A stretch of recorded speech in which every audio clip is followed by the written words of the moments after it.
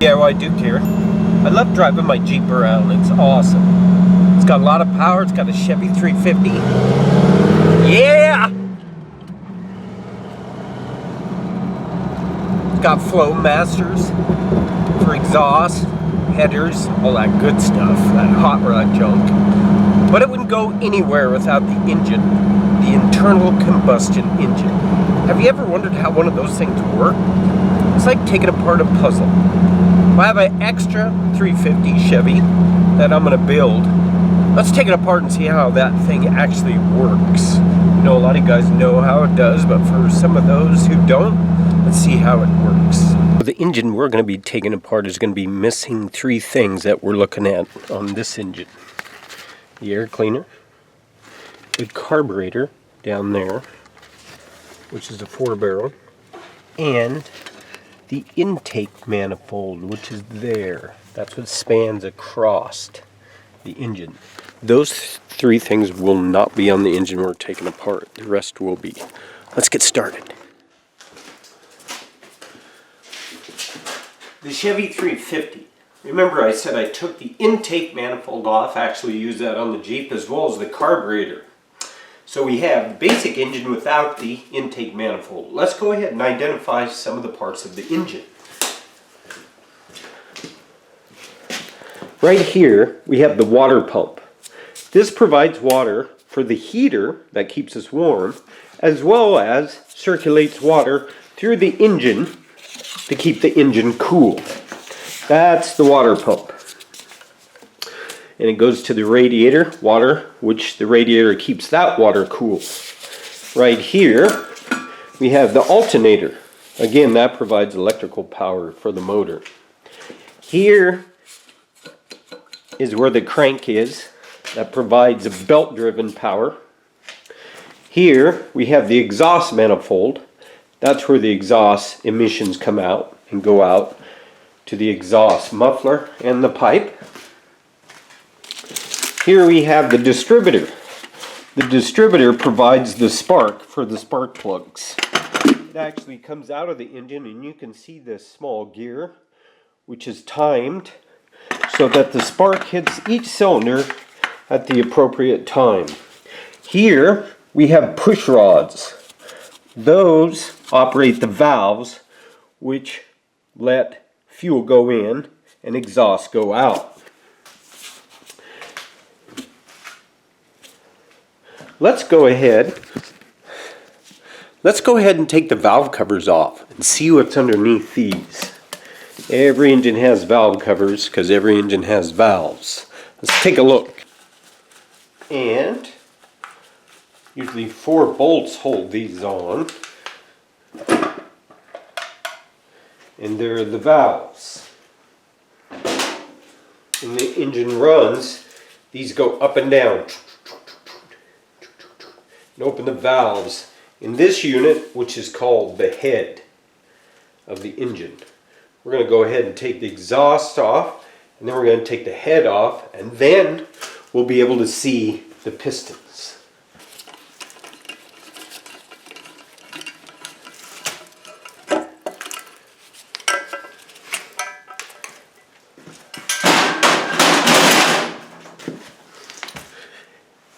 And there's the exhaust ports. This is the exhaust gasket. When these go bad, you're going to get an exhaust sound. Sometimes it's like tick, tick, tick, tick, tick, tick. When the engine's idling, the exhaust leaks and it makes a ticking sound, or it gets louder as these go out. This is one of the problems that can make that sound. But these are the gaskets that go for the exhaust manifold. As you can see, there's 4 cylinders. This is an 8-cylinder engine. Now we can take a look inside those ports and we'll be able to see the exhaust valves. Inside there is the exhaust valve in there, which is here, which is here, which is here. So these valves are the intake valves. That's where the gas. Exhaust, intake. And there's the valve in there hiding. Next step is take the head off, we'll be able to see down into the piston. As you can notice too, the spark plugs that provide the spark to ignite the fuel. The fuel and air mixture, which makes the engine run. Let's go ahead and take the head off.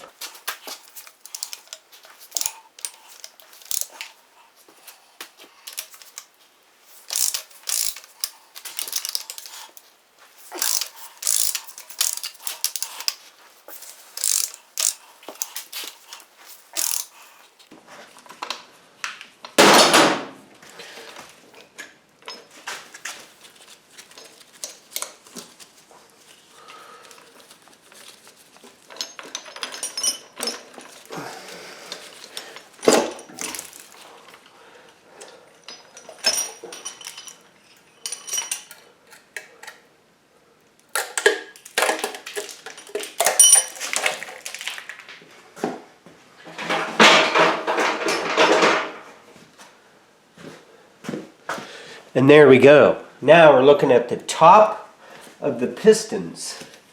Again, these are the push rods that open the valves. When a thing in here, which we'll see later, is the cam. These pistons go up and down and provide the power for the engine.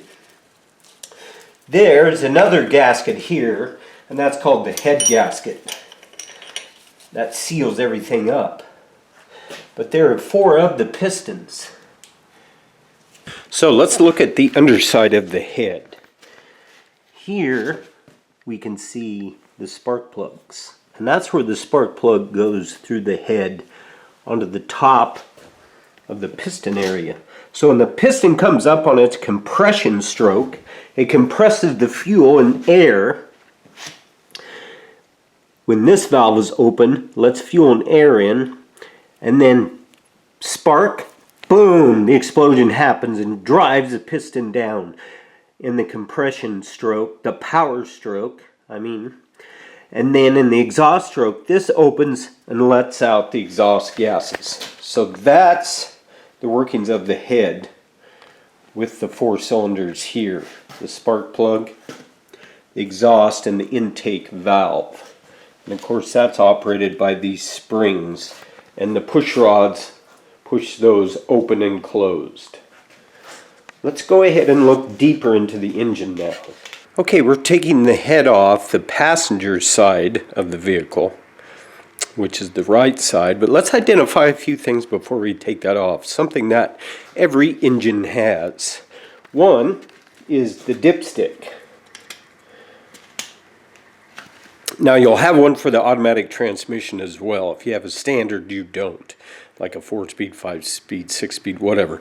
But for the engine motor oil, every engine has the dipstick, which actually goes down and into the oil pan. That measures your level of motor oil. And that tells you when to add.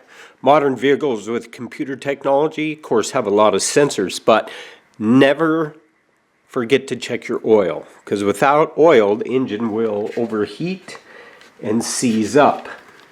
Another item every engine shares in cars is the starter. This starter is what turns the engine over. Once you hit the starter on your key, this engages a small gear, which is right there. That will come out. It's missing on this engine, however. There's a flywheel with gears. This gear matches the flywheel gear and turns the crank and turns the engine and turns the distributor and then ignites the fuel, and boom, the engine starts. At least that's how it's supposed to work. Normally it does. Down here is what's called the fuel pump. This is a mechanical fuel pump that runs off the turning of the crank.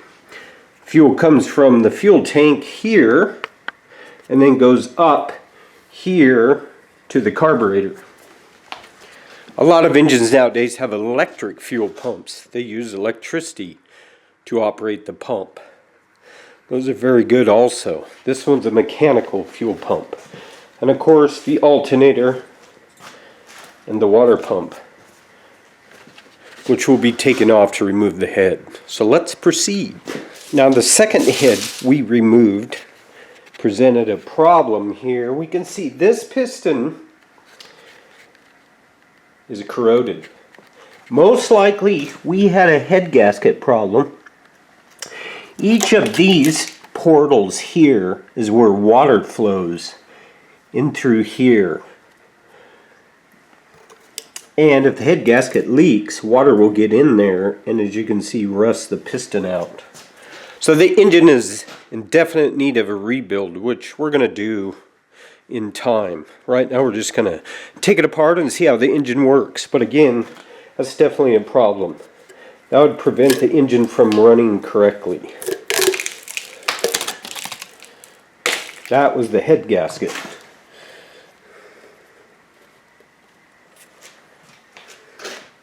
Let's go ahead and take the distributor out. And there we see a gear, which we'll find out what that does pretty soon. Let's go ahead and remove the water pump.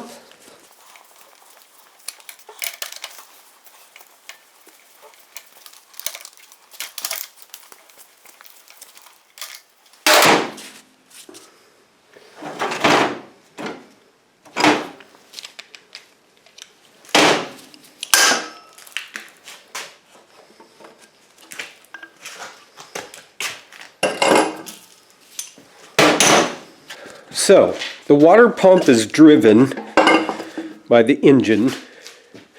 There's usually a pulley here with the fan that cools the radiator. The belt goes around this, which is operated by the crank, which of course is powered by the engine. Most engines today now have serpentine belts, which is one belt. This one has several. But as it turns this, it pumps water from the radiator, and then it goes into that port, which goes through the water jacket to cool the engine, comes out the other side, and then just circulates. Also, hot water that comes from the water pump circulates through this hose into the car, into the small heater core, which kind of looks like a small radiator. It goes through that, and then a fan sits behind that and blows that warm air into the automobile, the car, pickup, whatever. And that's what keeps you warm in the winter. It's an awesome idea. The same water that helps cool the engine heats up and provides heat for your water, for the water that goes to your heater. So let's go ahead and continue to disassemble this. We're going to go with the starter, and then next the fuel pump. But the cool thing about this little engine stand is you can turn the entire engine over. Let's go ahead and do that. Now when you go to the Quickie Lube to get your oil changed, this is what happens. If you've never changed your oil yourself, it's really not that hard. But most people take it somewhere nowadays because they don't have to worry about disposing of the oil, the old oil. But this is how it works. Underneath the engine is a bolt or a drain that goes to your oil pan. That's where all your engine oil is. So they'll pull your car into their place, lift it up or get in a pit, and then take this out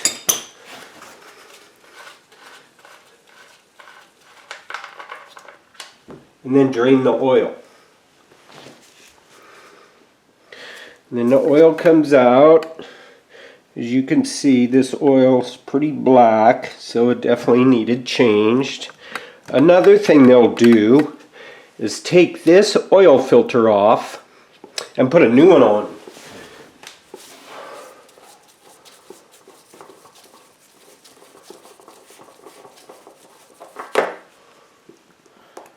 They'll put a new filter on and then put that in, of course, plugging that off, and then go ahead and put new oil in your engine. And that's all it is to an oil change. It's obviously a lot easier when the engine's just on a stand. And there you go, getting some oil out of there. Okay, we're ready to turn this engine over and take the rest of the parts off, as well as the oil pan.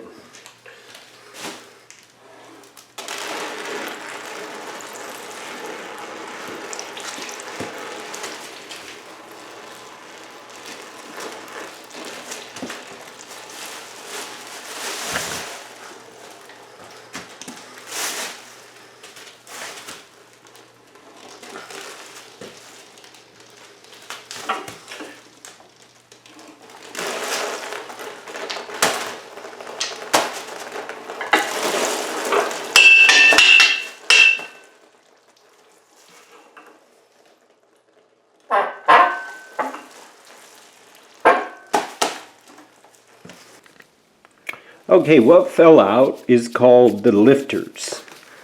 These go over here, and the push rods go against the lifter, and then it goes to the cam, goes up and down.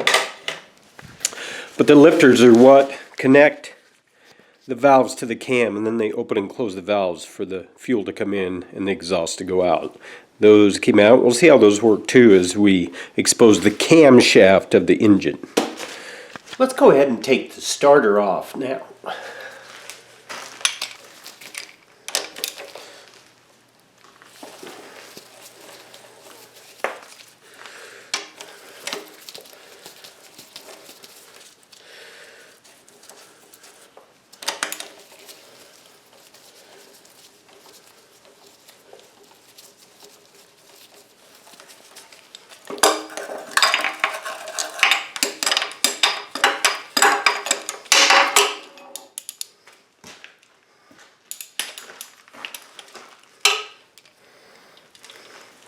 Now the fuel pump.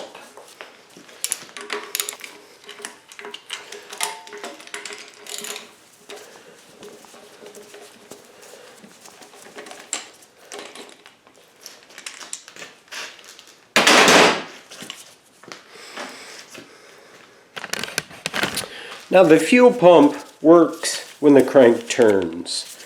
So as it turns, it moves this thing, which pumps the fuel. So like that. And now we're about to reveal the belly of the beast. As we take our last bolt out. Nice place to put the old bolts.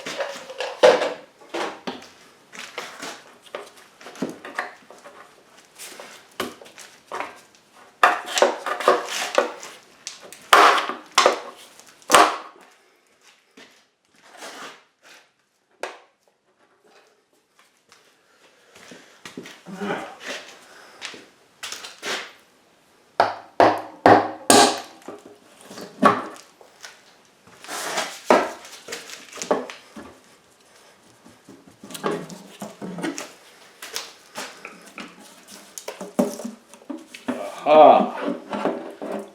There it is.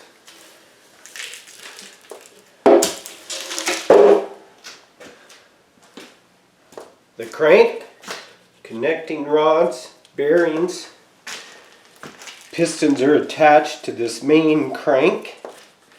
This turns, pistons move, motor goes, car goes forward. Now that's the bottom of the engine where the crank is. Here again is the dipstick, which checks the fluid oil level of your oil pan.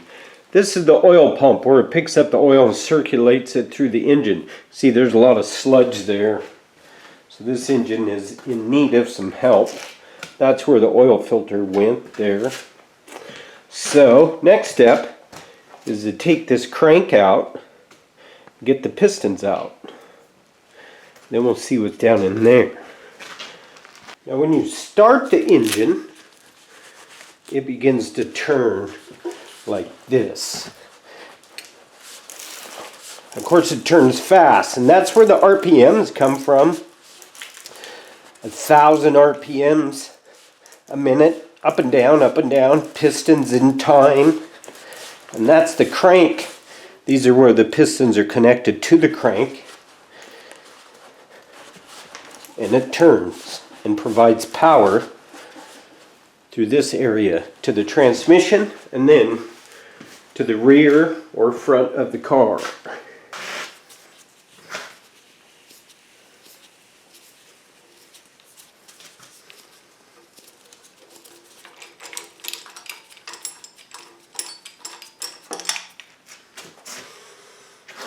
Now we'll take the timing chain cover off and reveal the timing chain. This links the camshaft to the crank, and that times everything to time the spark for each cylinder and also for the valves. So timing has a lot to do with it. The camshaft and the crankshaft. It's like a YouTube collaboration. If they don't collaborate, the engine won't run. We took our 3 bolts out here, and then this was here, and it pulls off, and this chain comes off here. Then we're going to pull our camshaft out.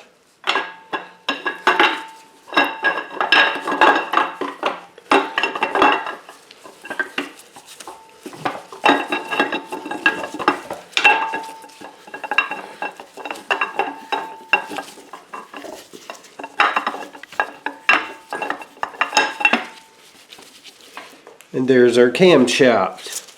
Remember, our distributor gear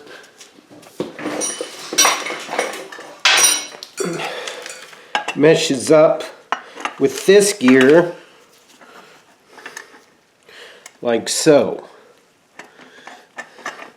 As the camshaft turns, it turns the distributor, which lights up the spark plugs.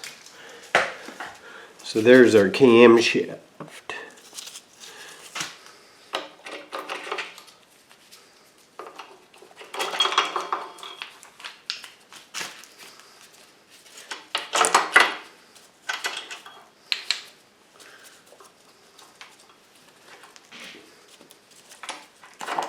And here's our crank.